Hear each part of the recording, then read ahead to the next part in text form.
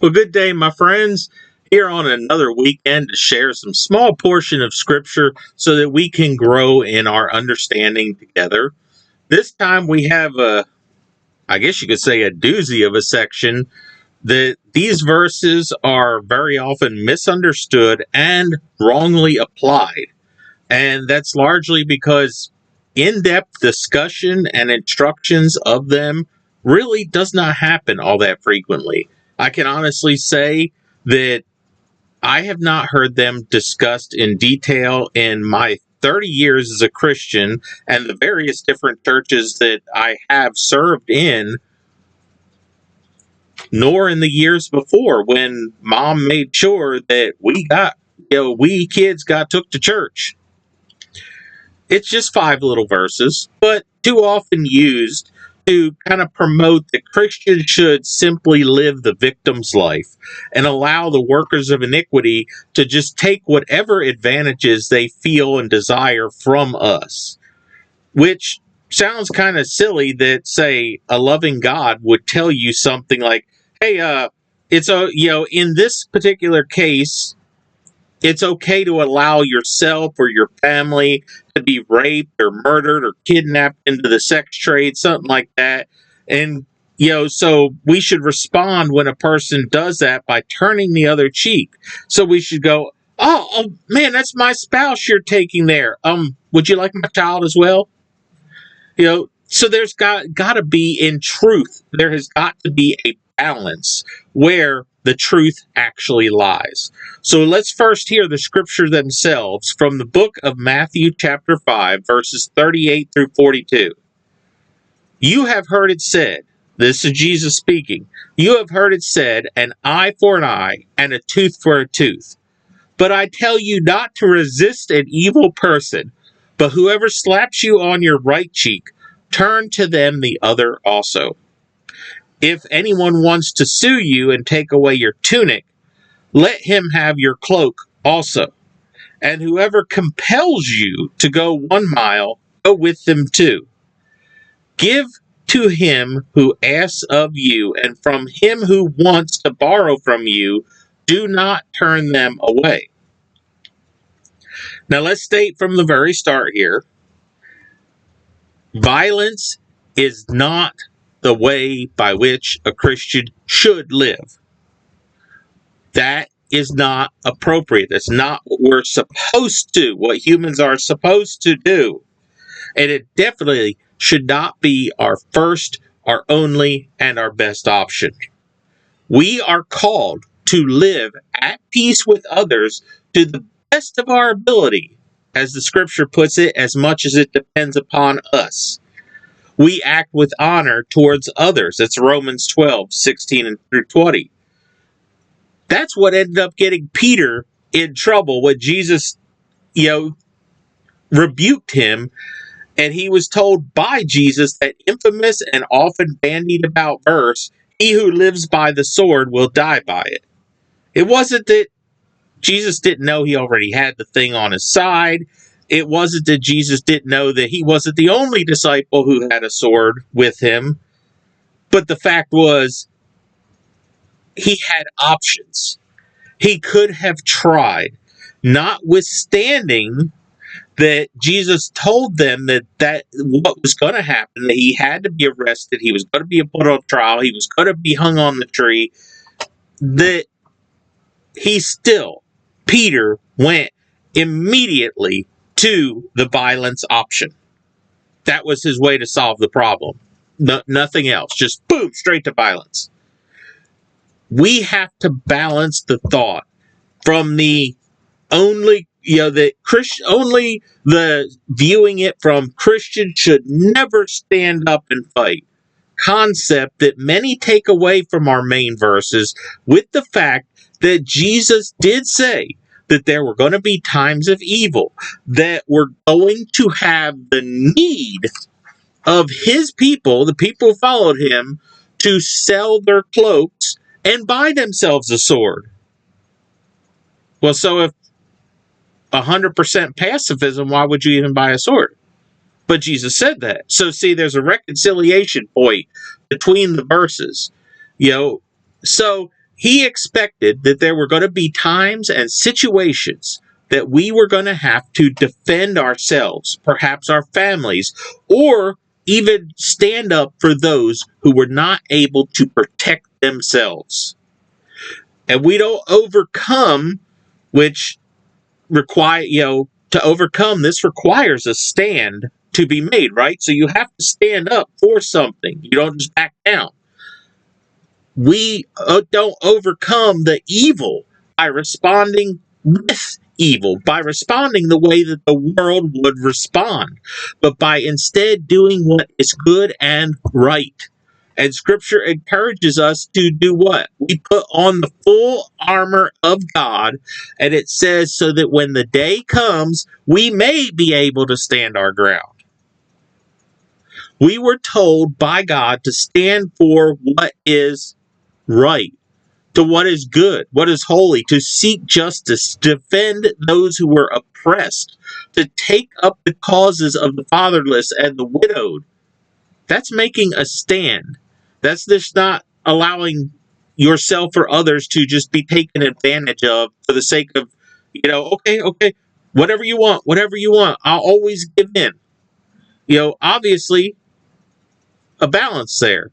And that we shouldn't just blindly do anything whatsoever that those who are filled with evil want to pollute us to pollute our witness for, making that visibility of God through us less effective because, we're just, you say that we have to no longer believe in this. We can't talk about God. We can't bring out our Bible. We can't speak of Him. And, we're being told this by, say, a business or a government. What do you mean we can't? God tells us to. So in that case, you're going to have to stand up against one authority or the other. You're going to stand against God's authority, or you're going to stand against the world authority. So therefore, there's going to be a time where there's going to be a conflict that you can't back down from. And also, if total submission to the wants of evil was what those verses meant, then why in the world did Jesus see the money changers and all in the temple and go about flipping tables and driving those who were defaming God's house out? I mean, shouldn't he have gone the extra mile and said, you've overtaken and used to defiling this part of my Father's house.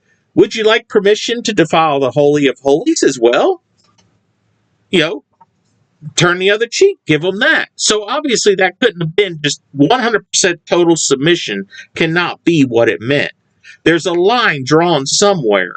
And we also know that Jesus was not going to misspeak himself, nor was he going to contradict God.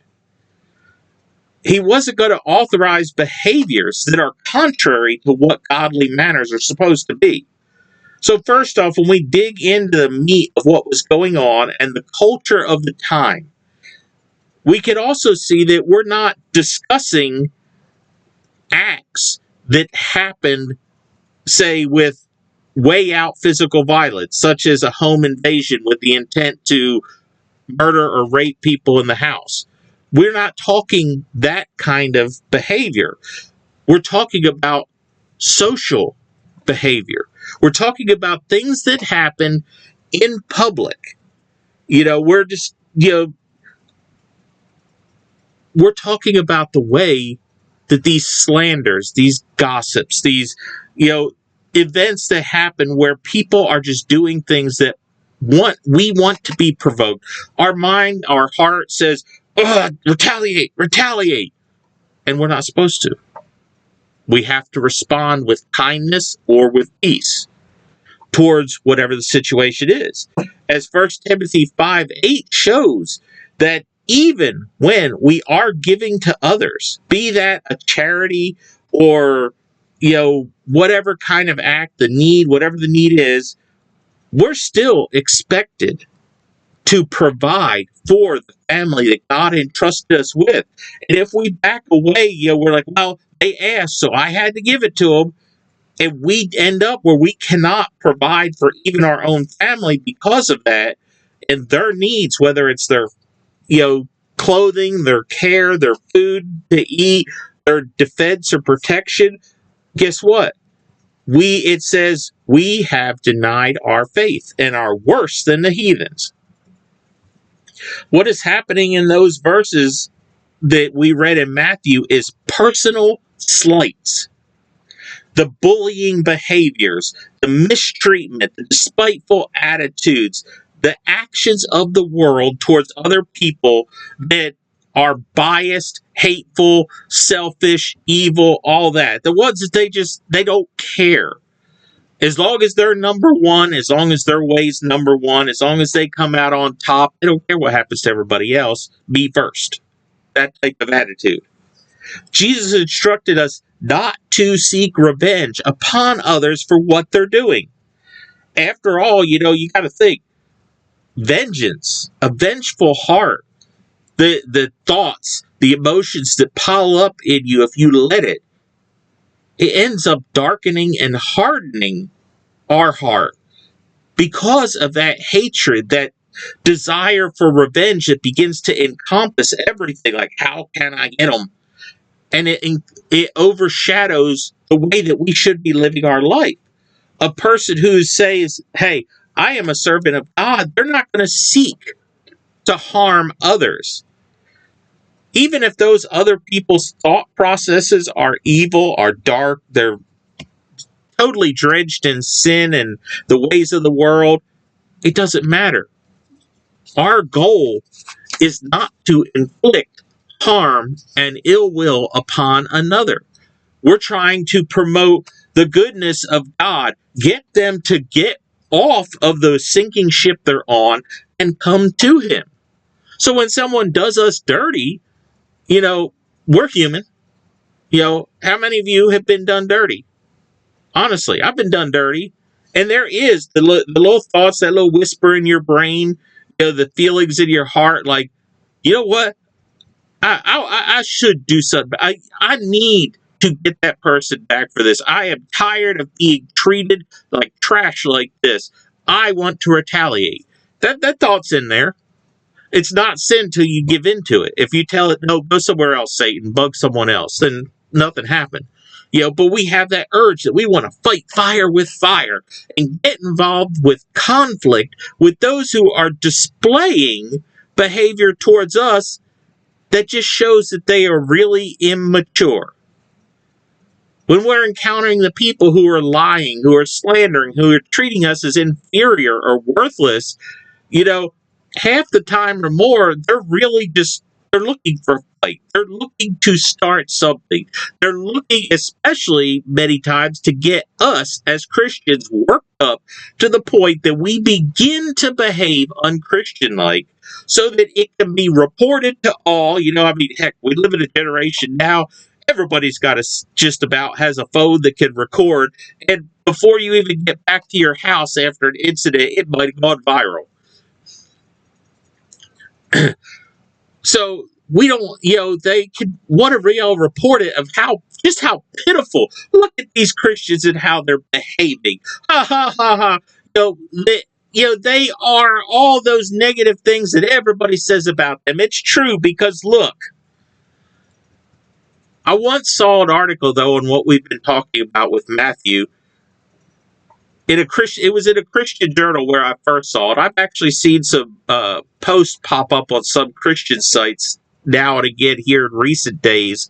But this Christian journal I was reading, I looked to see the truth, like dig in a little deeper to see if there was any truth about it, or because I had never honestly heard it. Like I said, I never hear debates on this particular section of Scripture. The turn the other cheek deal. Well, it seemed that back in the day, and we're talking Jesus time, we're talking a ways after it, even nowadays, there's many cultures in some foreign countries where if you're planning on slapping, like say you have a prisoner of war and you're planning on trying to get information out of them, they actually portray it in some movies. They do what? They backhand them. Okay? A slave owner, a dictatorial egotist, narcissist, they would only use the back of the hand to strike those who they saw as inferior. So in other words, getting the backhanded slap across the face, it was a sign that you are worthless. You are not at my level. You can't stack up to me. I have all the authority and the power and the notoriety. You have nothing. That's what that slap said. That they had less value as a human than the person doing the slapping did. But if it were to be something like, say, they're punishing their own child for doing something wrong, or say they, maybe in a heated debate, they were going to slap a good friend, or perhaps to bring them to their senses, like when some people are suffering from shock, then the slap was done with the open palm of the inside of the hand. Because why? It showed that they had value as an equal. That this person they slapped, although they had to slap them, I'm still saying you have value in my sight because I used my open hand. If I backhanded you, then you're not valuable. The backhand to strike those who were worthless, were dirty, and thus the side of the hand that you perform tasks with. You grip your fork or spoon, you grab onto your cup, the side you use to perform tasks with remained clean. And either strike was typically done with one's primary or strong hand, as it would be said, which for the majority of the populace is what? The right hand. So to turn the other cheek, because if I'm facing you and you backhand me here, so I turn the other cheek, if you're going to bring that hand back and slap me, what do you have to hit me with? You have to hit me with the palm, the open side of the hand. So to turn the other cheek was not some kind of sadomasochist, please hit me some more, sir, taking whatever they're going to do act. It was also a passive-aggressive thing that forced the slapper, who's saying, you are not worthy of me, I am more valuable than you, to consider their action before their hand moved. It was both passive yet aggressive, a way to send a message of why. Why are you doing this? We are both humans and I deserve the same respect as you. But if some people are just downright evil and they don't care. So an evil person, if they really wanted to continue to say the heck with it and slap them across the side of the face, one, it was an insult showing that they had no morality, no ethics towards somebody who they just showed they felt was an equal to them. And thus, they probably have no morals at all, nor any reason for the general public, because most of that stuff happened in public places back then. They didn't have, the other people looking on were like, well, I don't see any reason to respect that person at all or deal with them or do business because, man, they're so dirty. They're willing to dirty themselves like that just to mistreat somebody. Well, if they're willing to go that far, then they'll probably be willing to go far enough to do it with anyone, including me. And I don't want that. Now, suits, court systems of the time, they were typically used for serious cases. The term, as we would put it, the frivolous lawsuits over a bunch of the silly stuff, guess what? You would have heard it in court back then. That wouldn't have happened. Usually it was for serious cases, murder, sedition, theft, things that one could expect jail time or death for. I mean, lawsuit cases, the frivolous or the petty and all that, in the courts here in the United States alone, just the United States, surged to over 90 million cases per year, just post the change in the millennia, right at the 2000 mark. Many of those were just trivial or say even deliberate setup situations. Like say somebody having someone run out in front of them in a store and they pour some water on the floor so that the second person can go slip in it. And, oh, look, I slipped in water in your store. We're going to sue. And I mean, even if they settle out of court, oh, well, look, they settle out, Walmart settled out of court with me. And I still came out with $25,000 I didn't have. Woohoo! So, I mean, this back then, a case that was going to court before the city, the peers, or that's usually what you did with a minor event. Court wasn't judge, jury, all that kind of stuff. Was it before Pilate or something like Jesus's sham trial was? More minor events. Court was going to like the elders of the city. And you went and stood before them to list out your cases, and the peers of the city made the decision as to what happened. Back then, too, you wouldn't have heard like what you do now, where people are aiming for multi-millions and will try to take everything a person owns just to make a point or to gain wealth. That didn't happen. The stakes were a lot more minor. Usually it was whatever happened, they looked for something of equal worth, equal value. And like we discussed previously, in a dispute, you go what? You go try to solve the dispute between the two parties before it escalates into court. Something that amounts to nothing really in the great scheme of things, like a shirt. Okay, do them the kindness and give them a little bit more. But at the same time, we don't violate God's standards and encourage such behavior like the court's usage to commit theft and say, well, we're fine with that.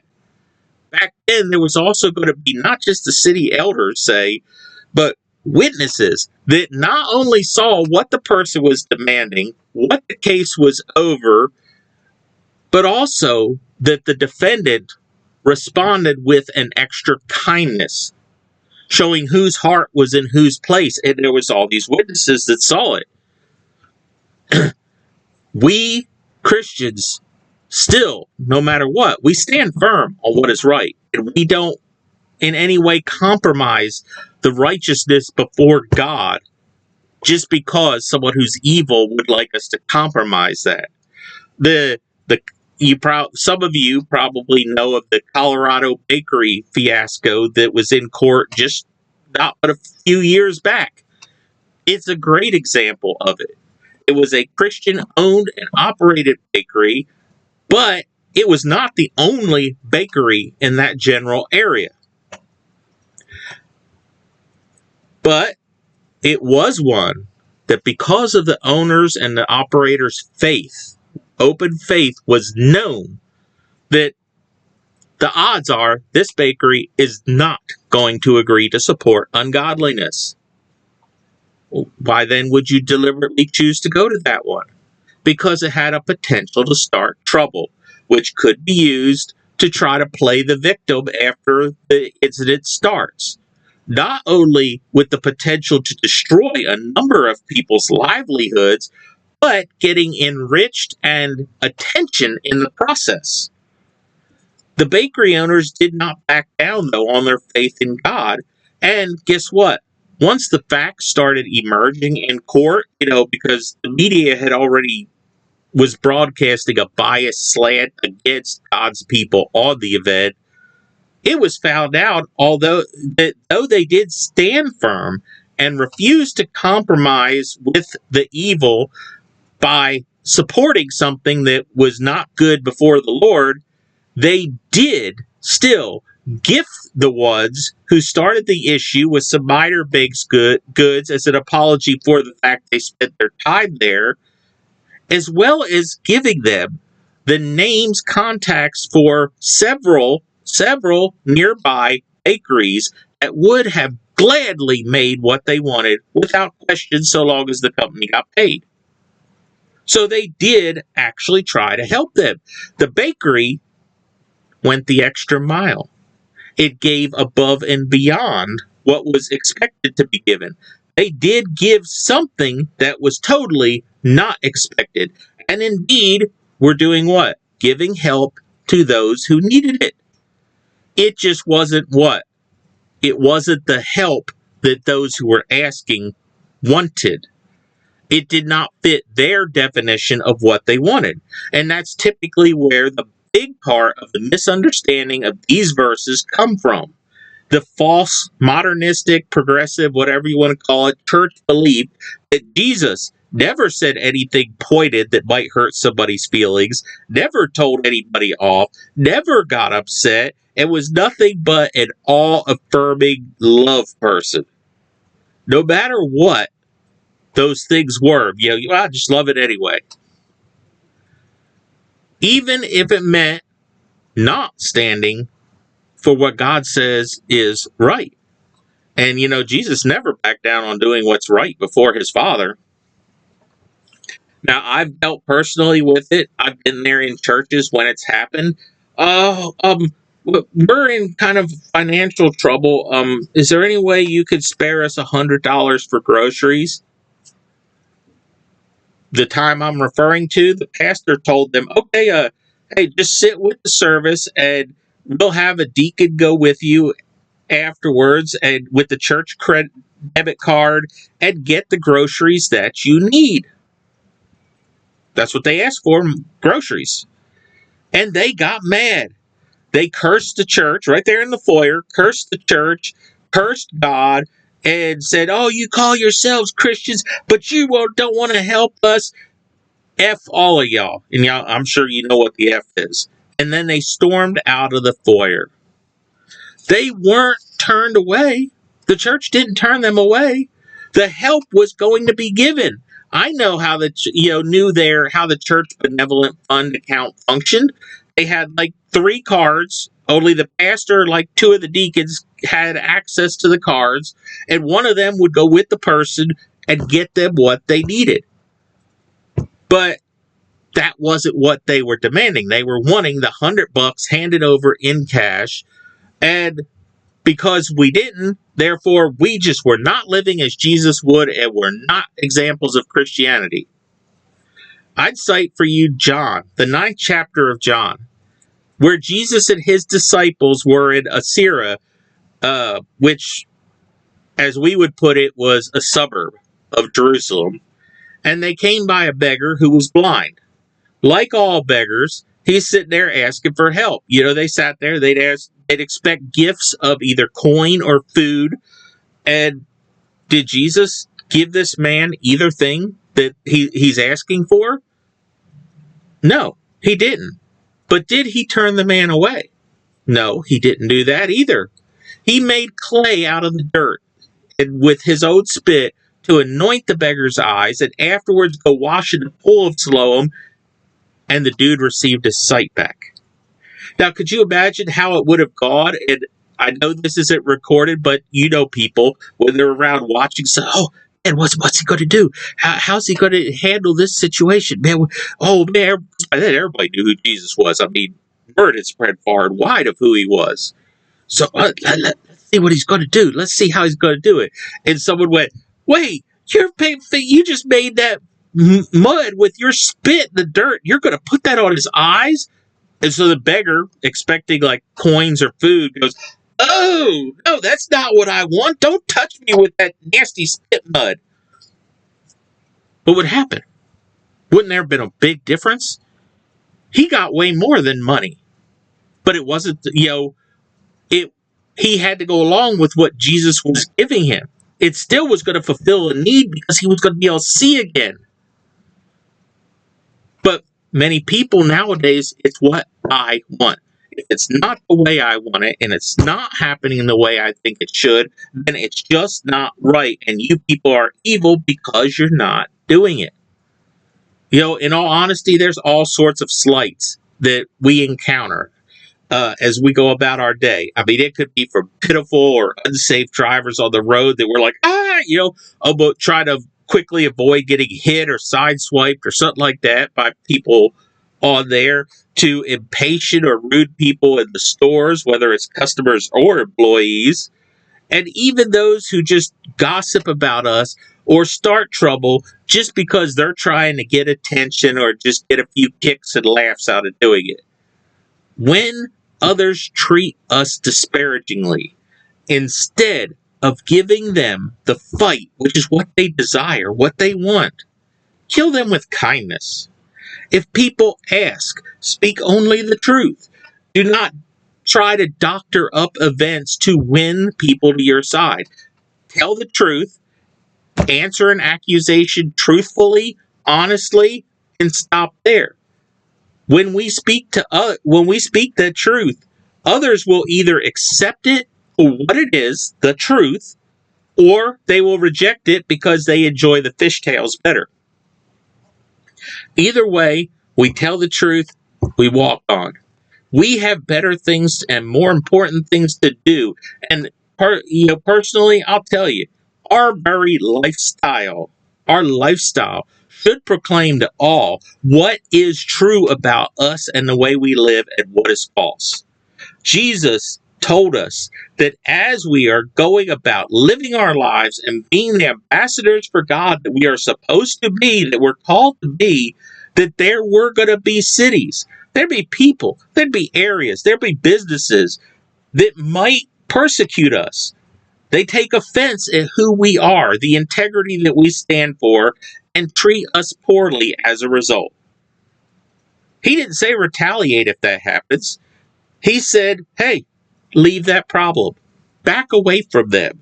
Shake the dust off your feet and move on.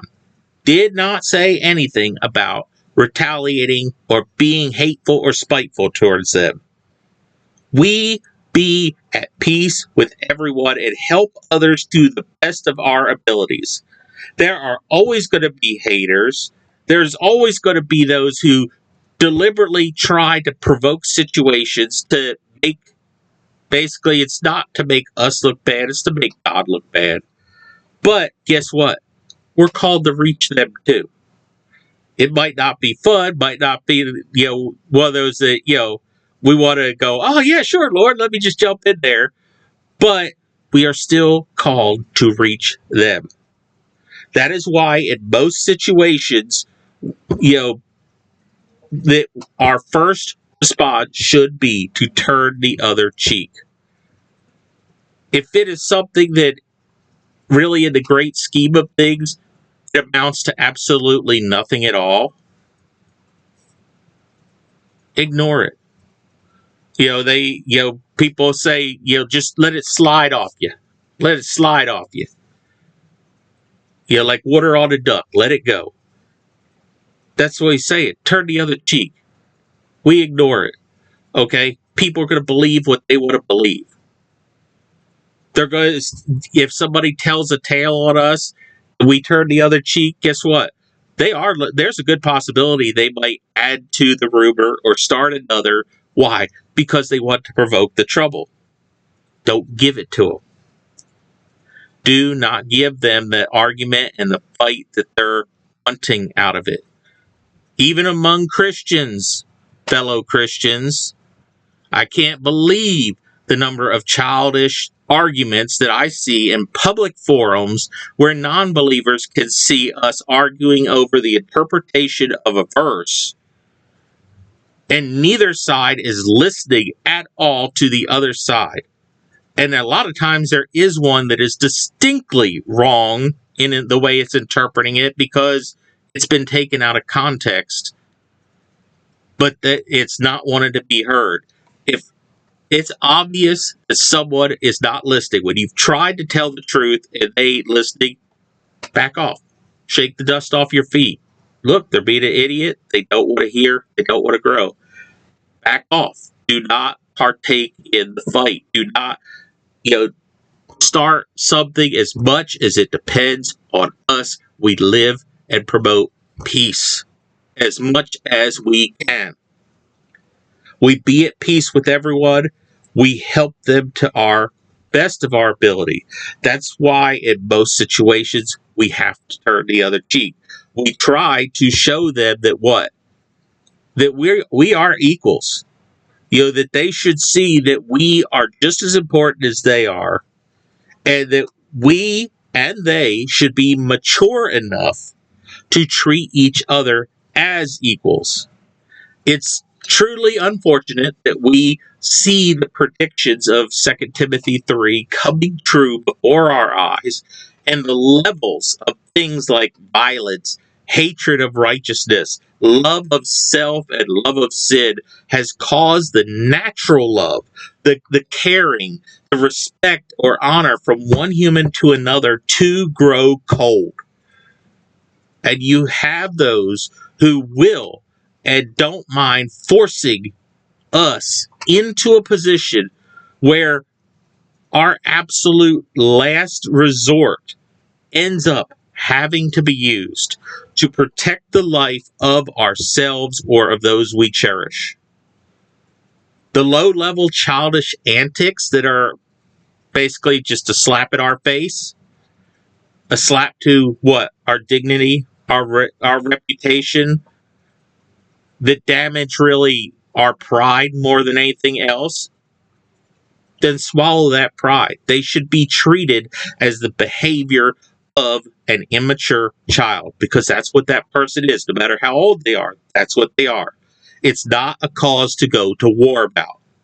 People will believe what they choose to, and often they'll believe those things without ever asking for your side of the story, or did this really happen, or anything like that. They won't ask us if the thing is even true. Speak truth and move on. Give where and how you can. If we can help another, be it a minor thing or big thing, don't turn them away. We do not always have the means. That's true. I've had people come and ask me for help by giving them $200, and I didn't have $200. But at the time, I didn't even have but like 25 left in the bank account.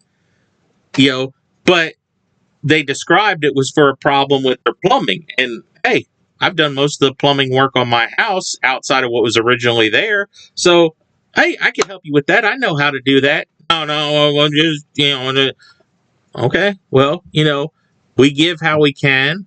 We give minor or big. We don't turn them away.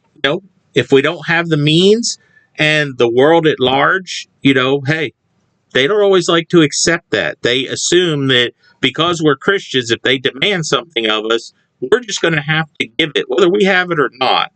We're going to have to comply with what they say that we need to give. And that's not what Jesus promoted when he said that we should not resist the evil person. We should, if that person's being evil, well, that's going to be on them.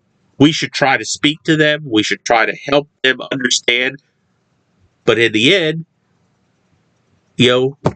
all we can do is let the light shine. And if the situation that comes so far, like we try to back off of it, we try to stay out of it, but it forces itself into something that comes where violence becomes inevitable, then remember this.